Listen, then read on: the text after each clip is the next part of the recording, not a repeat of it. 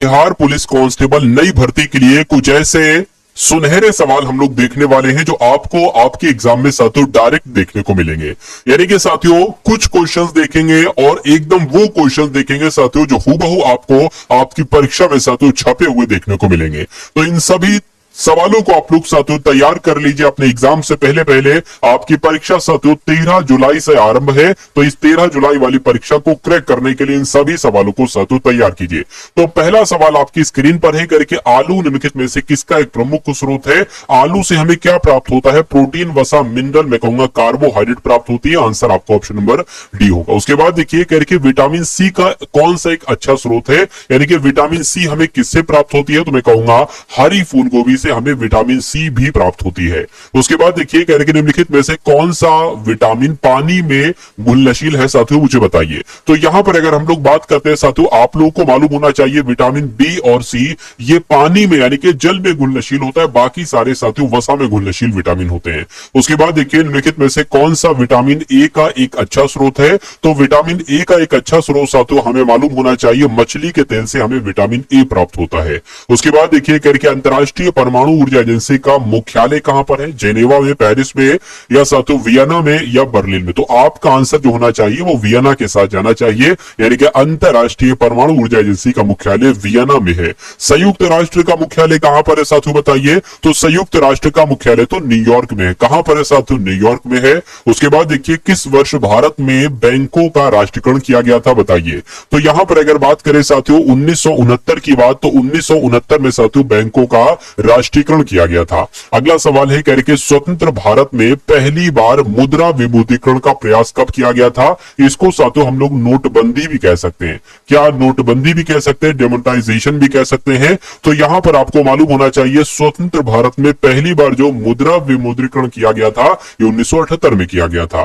कह के अवमूल्यन क्या है साथियों, बहुत आपके एग्जाम में पूछा जाता है। तो अवमूल्यन का क्या मतलब होता है? घरेलू मुद्रा के स्थान पर एक नई मुद्रा को लागू करना नहीं, चल पूंजी नहीं, अन्य देशों की मुद्रा की तुलना में घरेलू मुद्रा का मान कम करना, इसको क्या अवमूल्यन कहता है? मैं कहूंगा बिल्कुल इसी को अवमूल्यन कहा जाता है। राइट आंसर आपको ऑप्शन नंबर सी हो जाएगा। भारत में राष्ट्रीय आय का आकलन कौन करती है साथियों, यानी कि राष्ट्रीय आय का आकलन करने वाली संस्था कौन है? तो मैं कहूंगा केंद्रीय सांख्यिकीय संगठन है। यहां पर आपका जवाब जो होगा साथियों वो ऑप्शन नंबर डी हो जाएगा। उसके बाद देखिए साथियों अगले नंबर का सवाल, आप जो बताइए राइट आंसर क्या होगा। आपसे कहा सिर्फ इतना जा रहा है कि सकल घरेलू बचत में कौन प्रमुख योगदान करता होता है? तो मैं कहूंगा सकल घरेलू बचत की अगर हम बात करें, ऑप्शन नंबर डी परिवार आपके सवाल का बिल्कुल सही जवाब हो जाएगा, क्योंकि सकल घरेलू बचत में कौन प्रमुख योगदान करता हो सकता है? परिवार होता है। उसके बाद देखिए अगले नंबर का सवाल आपकी स्क्रीन पर है करके घास जैसे सभी प्रकार के पौधे जिनमें माड़ीदार खाद बीज होते हैं उनको साथियों क्या कहा जाता है? तो उनको ही तो अनाज कहा जाता है। आंसर आपका ऑप्शन नंबर बी हो जाएगा। उसके बाद देखिए अगला सवाल करके सर्दियों में उगाई जाने वाली फसलें जिनकी वसंत में कटाई की जाती है वो कौन सी फसलें होती हैं? तो वो साथियों रवि की फसलें होती है। सही। उसके बाद देखिए अगला सवाल है साथियों, अगर आपने अभी तक इस वीडियो को लाइक नहीं किया तो रिक्वेस्ट आपसे करता हूं वीडियो को आप लोग लाइक कर दीजिए, और अगर चैनल पर आप लोग नए हैं तो चैनल को भी साथियों आप लोग तुरंत सब्सक्राइब कर दीजिए। और बताइए सवाल का जवाब क्या होगा करके किस राज्य में हाल ही में यूरेनियम खनन भंडार पाए गए हैं?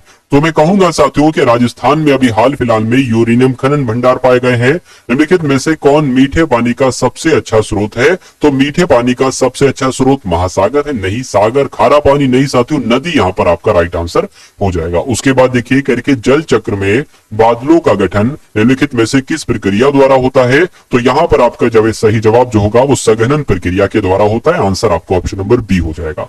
उसके बाद देखिए अगला सवाल आपकी स्क्रीन पर है करके समुद्री जल का औसतन खारापन होता है तो कितने प्रतिशत खारा होता है साथियों? तकरीबन 35% खारा होता है समुद्री जल।